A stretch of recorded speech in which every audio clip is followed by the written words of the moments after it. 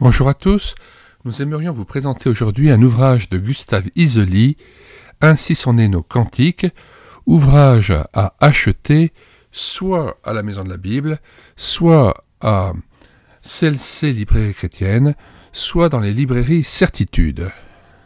Nous mettons les liens d'achat dans ces différentes librairies chrétiennes dans les commentaires de cette vidéo.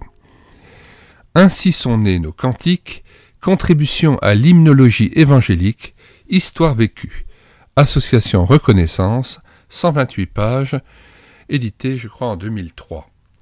En fait il s'agit de la réédition d'un ancien ouvrage paru dans les années 50. Les cantiques sont communs à tous. Ils font circuler dans les communautés séparées le long nourricier de la poésie et de la musique chrétienne. L'usage a rendu ces cantiques chers au peuple croyant. Ils sont liés à des expériences qu'ils raniment sans cesse en d'autres temps et en d'autres lieux. Ce petit ouvrage fait suite à un volume du même auteur, Gustave Isely, paru en 1938 à la Nouvelle Société d'édition de Toulouse, Dieu le fit dans la Drôme, les temps où la foi chantait, une histoire du cantique évangélique, dès les temps apostoliques jusqu'au réveil de Genève du XIXe siècle. Nous lisons l'avant-propos.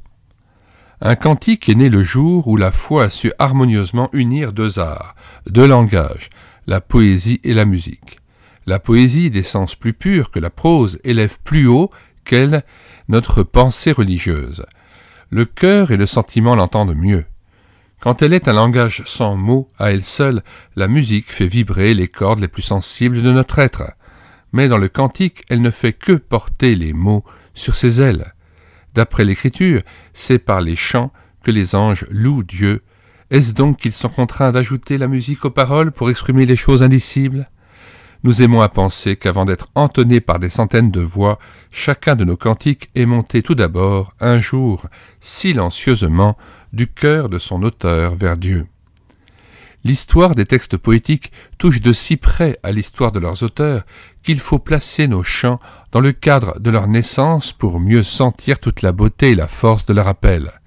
Car le cantique, comme le livre, le tableau ou la symphonie, s'explique par le caractère particulier de son créateur. Il y a donc intérêt et avantage à identifier l'œuvre et l'auteur, à associer un nom aimé à tel cantique familier. Un recueil de cantiques est un témoignage rendu à la communion universelle des croyants parce qu'elle rassemble des œuvres très diverses, emprunts à des sources variées, apports d'époques et de patries différentes. Et l'on a dit, lorsque l'Église s'unit pour chanter ses cantiques, elle oublie ses divergences. Qu'on rapproche donc les auteurs de nos cantiques venus de tous les points de l'horizon et qu'une même histoire les unisse pour montrer qu'ils sont tous membres d'une même famille. Et parmi cette variété d'auteurs, faut-il ne pas compter ceux qui sont sans grand talent, dont les vers sont parfois défectueux, ceux qui manquent d'imagination, d'aisance ou de lyrisme? Jugeons plutôt leur œuvre à ses fruits. Honorons, sans arrière-pensée, les cantiques que l'usage nous a rendus chers lorsqu'il leur a été donné de nous émouvoir, de nous édifier, de nous réjouir ou de nous convaincre. S'il advient, écrit Calvin, que de simples gens et non lettrés nous disent quelque chose du Christ moins proprement qu'il ne faut, nous ne les rejetons pas dédaigneusement, pourvu qu'ils nous adressent au vrai Christ. Les louanges les plus parfaites n'en sont-elles pas celles qui sortent de la bouche des enfants ? Nous ne saurons jamais comment le premier chant est né parmi les hommes se fut, comme toujours dès lors, au moment où la parole seule ne suffit plus pour exprimer des sentiments, même ceux de la tristesse.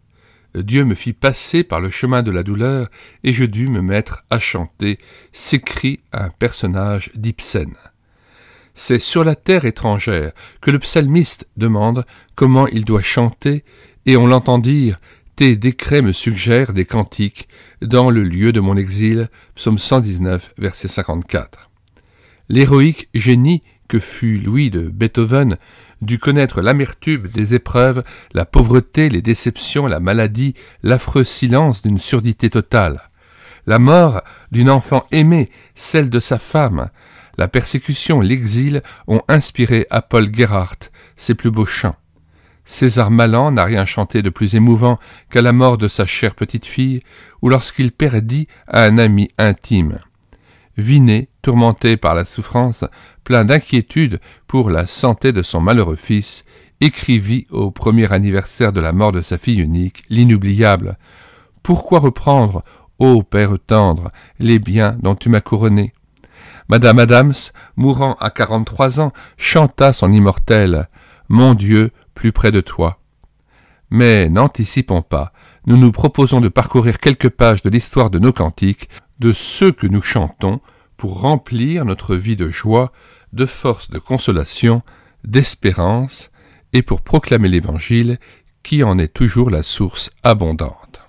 Nous mettons dans les commentaires de cette vidéo, en plus du lien d'achat de cet ouvrage auprès des différentes librairies chrétiennes que nous vous conseillons, eh bien, le lien vers la playlist recueil de cantiques épuisés et non réédités que nous mettons à votre disposition sur notre site internet médiathèquechrétienne.fr. Notamment le recueil de cantiques sur les ailes de la foi avec partition qui est épuisé et non réédité et dont nous avons assuré la réédition numérique. Dans cette playlist recueil de cantiques, nous vous proposons aussi les anciennes éditions des recueils de cantiques de Samuel Grandjean, Mon cœur te chante, Si tu chantais, Mes chants préférés. Il y a aussi donc les cantiques avec des cris de joie, les recueils de chants de l'armée du salut, Chants joyeux, recueil de 218 cantiques avec partition, le recueil Les chants de la Ligue pour la lecture de la Bible avec partition, Chants de guerre et de gloire de Hugues-Édouard Alexander, recueil de 300 cantiques, et puis il y a Arc-en-ciel, un recueil de 891 cantiques au service de toutes les églises, et enfin Cœur joyeux, 550 cantiques, Joie de vivre Strasbourg.